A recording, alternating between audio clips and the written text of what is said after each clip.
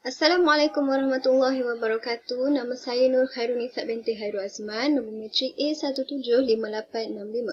Pada hari ini saya akan membentangkan tajuk persoalan fiks semasa saya iaitu hukum pengguguran janin kerana kecacatan. Baiklah, definisi bagi janin ialah sesuatu yang sedang tumbuh di dalam rahim ibu sejak ia tersenyawa sehingga dilahirkan. Definisi bagi pengguguran pula ialah Pengguguran adalah penamatan kehamilan, keguguran atau pembuangan janin daripada rahim sebelum tamat tempoh kehamilan yang normal. Definisi bagi janin dan pengguguran pula ialah, pengguguran janin ialah satu tindakan mengeluarkan janin dari perut ibunya sebelum waktu kelahiran yang sepatutnya. Di sini ada proses tingkatan kejadian manusia menurut Al-Quran. Yang pertama bermula dengan nutfah iaitu percantuman di antara air mani.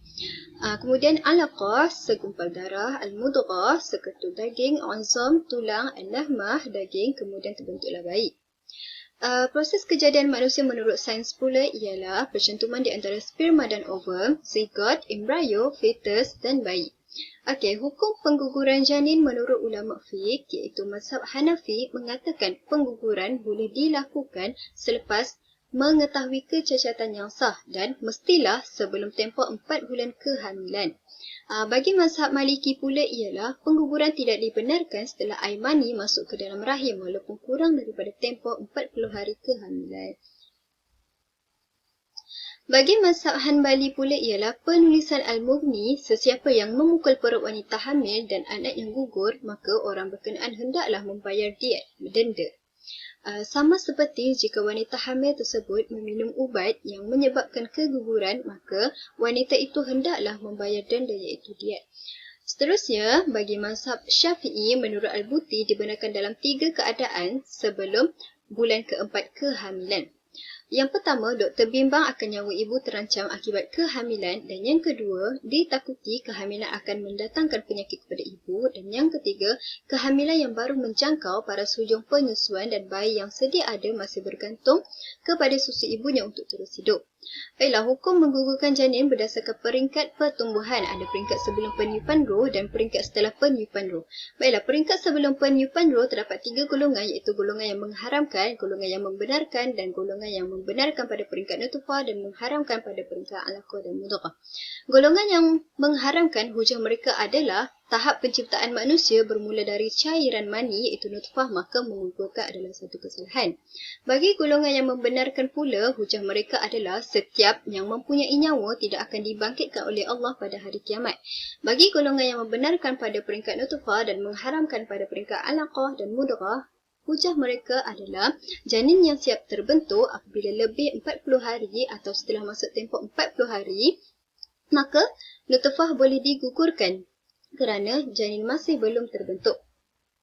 Baiklah, pada peringkat setelah peniupan roh, ulama bersepakat haram menggugurkan janin selepas ditiupkan roh kecuali pada keadaan-keadaan yang memudaratkan dan mengancam keselamatan ibu.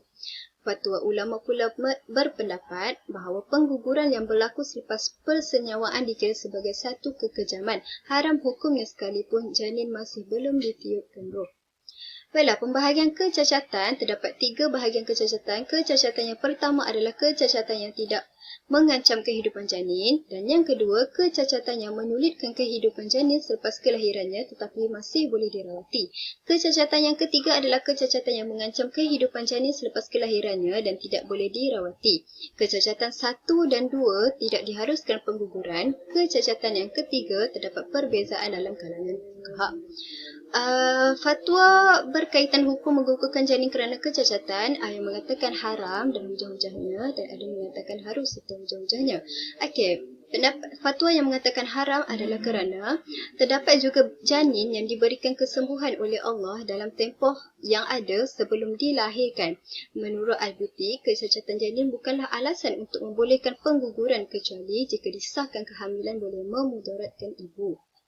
Fatwa yang mengharuskan hujah mereka adalah harus menggugurkan janin berusia 1 bulan disebabkan penyakit keturunan yang memudaratkan dengan syarat proses pengguguran tidak memudaratkan ibu. Baiklah, Ibrahim Desai telah menyenaraikan 4 situasi bagi mengharuskan pengguguran. Yang pertama, kehamilan yang berlaku disebabkan rogol atau akibat perbuatan sumbang haram. Keadaan yang kedua, kecacatan janin yang dibuktikan dengan jelas seperti Down syndrome, trisomi, positif HIV dan lain-lain. Dan yang ketiga, risiko kecacatan tersebut tinggi dan didapati oleh doktor yang beragama Islam yang jujur, amanah, berpengalaman. Tindakan menggugurkan kandungan adalah diharuskan sehingga bulan keempat.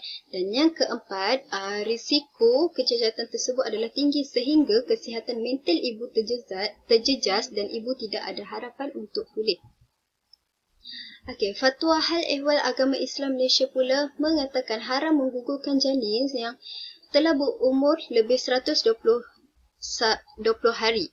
Dan makruh menggugurkan janin yang berumur antara 1 hingga 40 hari, dan ijma' fuqaha berpendapat hukum pengguguran janin yang berumur 120 hari adalah harus sekiranya janin itu cacat. Kesimpulannya, pengguguran janin adalah diharuskan dengan syarat janin tersebut membawa kemudaratan yang besar kepada ibu. Sekian dari saya. Assalamualaikum warahmatullahi wabarakatuh.